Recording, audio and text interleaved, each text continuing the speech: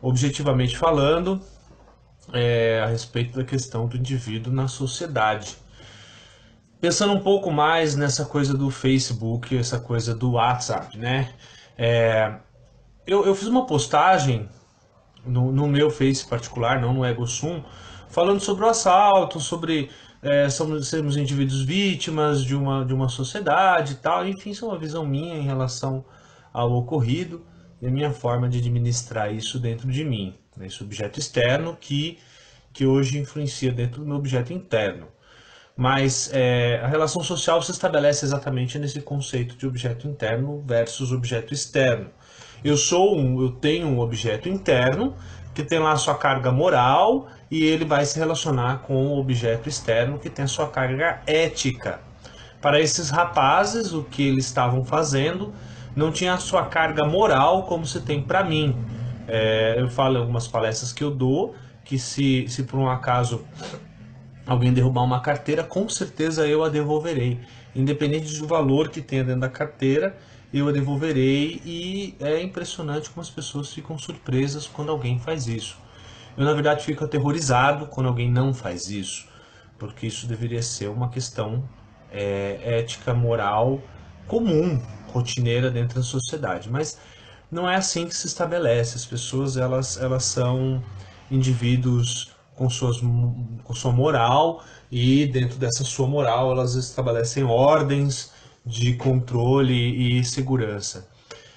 Quando essa moral é confrontada com um objeto externo que não lhe faz favor, que não faz agrado, de alguma forma o movimento deveria ser trazer esse objeto externo, esse conceito ético, para dentro do seu objeto moral, do seu universo moral e fazer o confrontamento entre a ética deste grupo e a moral. Vamos dar um exemplo. Uma criança que não participa de nenhum grupo religioso começa a participar de um grupo religioso. Um grupo religioso é um dos maiores grupos éticos que a gente tem hoje. Tem mais regras éticas do que, por exemplo, uma empresa, por exemplo, né? Então ela vai participar de um grupo religioso e lá ela aprende algumas regras básicas de conceito daquela religião. Por exemplo, os 10 mandamentos, ou conceitos do Alcorão, ou preceitos das religiões africanas e tudo mais. Esses preceitos, essas regras devem ser seguidas. É evidente que a princípio essa criança vai se incomodar, né? Olha, não pode comer carne de porco, ou você tem que fazer jejum num determinado período da vida, a partir do ano, né? A partir das 6 horas da tarde, ou você não pode, sei lá, cobiçar o brinquedinho do outro, porque o brinquedo do outro é um objeto do outro, enfim. N questões podem entrar em confronto aí nessa relação ética e moral, porque dentro da criança esta moral não está instalada. Existem outras regras do seu objeto interno que para ele é favorável, que para ele está funcionando. É, e quando confrontado com um grupo ético, esse objeto moral vai incomodá-lo.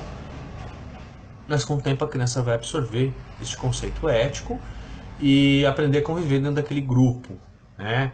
Ele pode não absorver 100%, ele pode absorver uma parte, e como ele também pode adaptar algumas questões éticas para dentro daquele conceito moral dele, que também é uma forma. Isso se chama supressão de cultura ou equivalência da cultura, né? Ou seja, eu adapto a cultura externa para o meu conceito moral, ou vice-versa. Dentro do meu grupo moral, do meu grupo ético, eu simplesmente elimino a minha moral, que antes existia, e começo a absorver esse agrupamento.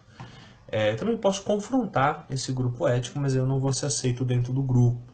Como é o meu caso, confronto o posicionamento dos dois rapazes que me assaltaram, logo eu não sou aceito dentro do grupo que ele frequenta.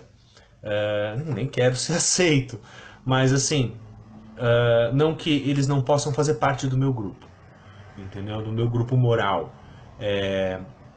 No entanto, precisa haver a confrontação da moral deles.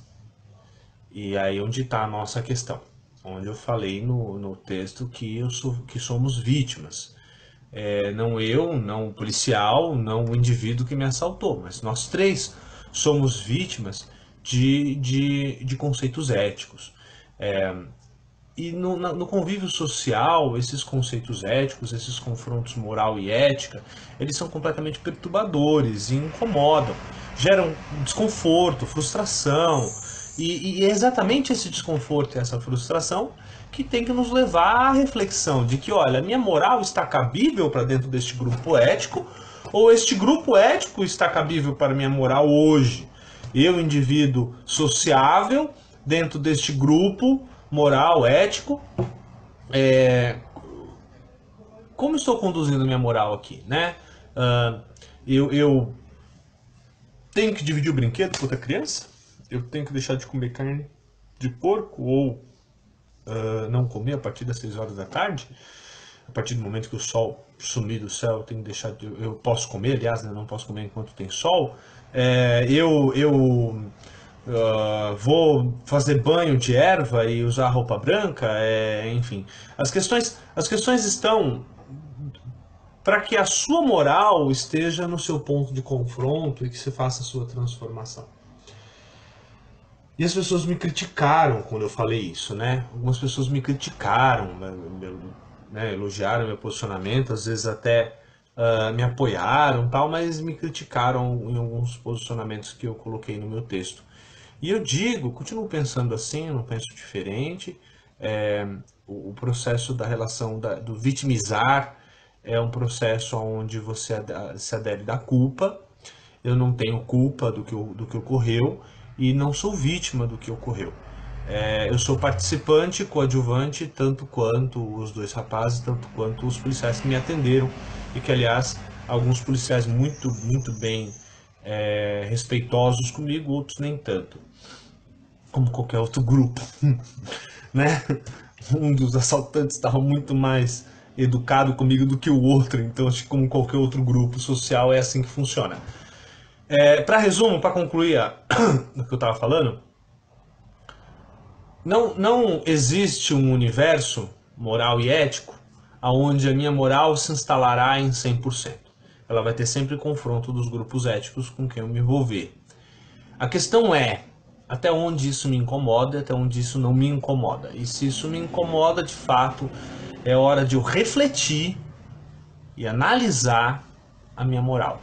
Por isso a autoanálise, por isso a reflexão. E o principal, o processo da análise em si, da terapia em si, seja de qualquer abordagem da psicologia ou de outras linhas como a arte-terapia, onde eu vou propiciar, onde eu vou ter a possibilidade de ter uma visão mais ampla deste universo moral e ético que está me incomodando e fazer o processo de reconstrução do eu, né, a partir da minha relação do objeto interno, objeto externo.